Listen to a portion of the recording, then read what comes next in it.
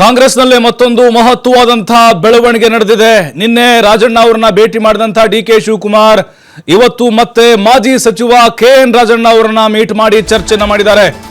ಏನಾಗ್ತಾ ಇದೆ ಇಬ್ಬರ ಮಧ್ಯೆ, ಏನಂತ ಮಾತುಕತೆ ಚರ್ಚೆಗಳಾಗಿರಬಹುದು, ಕುತೂಹಲ ಹೆಚ್ಚಾಗ್ತಾ ಇದೆ. ಡಿ.ಕೆ. ಶಿವಕುಮಾರ್ ಸಿದ್ದರಾಮಯ್ಯ ಅವರ ಆಪ್ತರನ್ನ ಒಬ್ಬೊಬ್ಬರನ್ನೇ ಟಚ್ ಮಾಡ್ತಾ ಇದ್ದಾರೆ. ಈಗ ಅಪಾರ್ಟ್ಮೆಂಟ್ನಲ್ಲಿ ಭೇಟಿಯಾಗಿದ್ದಾರೆ, ಬೆಂಗಳೂರಿನ ಬ್ರಿಗೇಡ್ ಅಪಾರ್ಟ್ಮೆಂಟು. ಸಾಕಷ್ಟು ಇಂಟ್ರೆಸ್ಟಿಂಗ್ ಆಗಿದೆ. ಈಗ ನೆಕ್ಸ್ಟ್ ಏನಾಗ್ಬೋದು ಅಂತ, ಯಾಕೆಂದರೆ ಎರಡನೇ ಬಾರಿ ಯಾಕೆ ಭೇಟಿ ಆಗಿದ್ರು, ಆಯ್ತು ಒಂದನೇ ಸಾರಿ ಹೋದ್ರು ಸಂಘಟನೆ ಅಂತ ಹೇಳಿದ್ರು.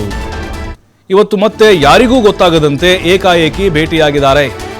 ಸಿಎಂ ಆಪ್ತ ವಲಯದಲ್ಲಿ ರಾಜಣ್ಣ ಅವರು ಗುರುತಿಸಿಕೊಂಡಿದ್ದಾರೆ. ಡೈರೆಕ್ಟ್ ಆಗಿನೇ ರಾಜಣ್ಣ ಅವರು ಡಿ.ಕೆ. ಶಿವಕುಮಾರ್ ವಿರುದ್ಧ ಹರಿಹಾಯ್ತಾ ಇದ್ರು. ಮತ್ತೆ ಹೇಳಿದ್ರು ಅವರು ಭೇಟಿ ವಿಚಾರಕ್ಕೆ ಸಂಬಂಧಪಟ್ಟಂತೆ ಭೇಟಿಯಾಗಿದ್ದಾರೆ ಅಂತ ಹೇಳಿದ್ರೆ ನನ್ನ ನಿಲುವುಗಳು ಬದಲಾಗೋದಿಲ್ಲ. ಈಗಲೂ ನಾನು ಹೆಂಗೆ ಹೇಳಿಕೆಯನ್ನು ಹಿಂದೆ ಕೊಟ್ಟಿದ್ನೋ ಅದಕ್ಕೆ ಬದ್ಧವಾಗಿದ್ದೇನೆ. ಈಗಲೂ ನಾನು ಸಿದ್ದರಾಮಯ್ಯನವ್ರ ಪರವಾಗೇ ಇದ್ದೇನೆ ಅಂತ ಹೇಳಿದ್ರು.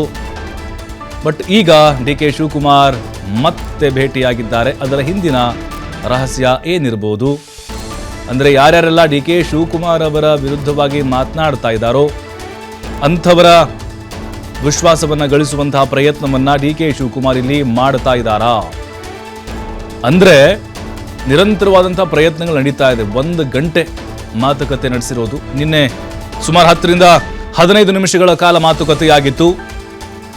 ಇಲ್ಲಿ ರಾಜಣ್ಣ ಅವರ ನಿಲುವು ಚೇಂಜ್ ಆಗಿಲ್ಲ. ಭೇಟಿ ಮಾಡಿದ್ರು ಒಂದಾಕ್ಷಣ ಇಬ್ರು ಒಂದಾಗ್ಬಿಟ್ರು, ಅಥವಾ ರಾಜಣ್ಣ ಅವರು ಡಿ.ಕೆ. ಶಿವಕುಮಾರ್ ಅವರ ವಿರುದ್ಧವಾಗಿ ಮಾತಾಡಲ್ಲ ಅಂತ ಹೇಳಕ್ಕಾಗೋದಿಲ್ಲ. ಇಲ್ಲಿ ಡಿ.ಕೆ. ಶಿವಕುಮಾರ್ ಅವರು ಹಲವು ಭರವಸೆಗಳನ್ನು ಕೊಟ್ಟಿದ್ದಾರೆ. ನೋಡಿ, ನಿಮ್ಮ ಮಗನ ರಾಜಕೀಯ ಭವಿಷ್ಯ ಮುಂದೆ ಚೆನ್ನಾಗಿರಬೇಕು, ನಾನು ನಿಮ್ಮ ಜೊತೆ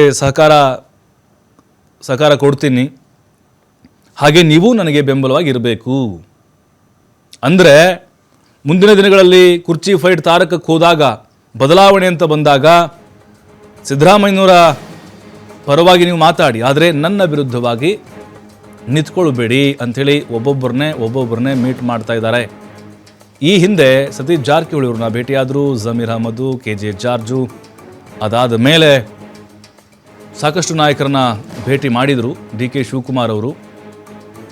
ಈಗ ರಾಜಣ್ಣ ಅವ್ರನ್ನ 2ನೇ ಬಾರಿ ಮೀಟ್ ಆಗಿದ್ದಾರೆ. ನೋಡ್ಬೇಕು ರಾಜಣ್ಣ ಅವರು ಇದಕ್ಕೆ ಯಾವ ರೀತಿ ಉತ್ತರ ಕೊಡ್ತಾರೆ ಅಂತ.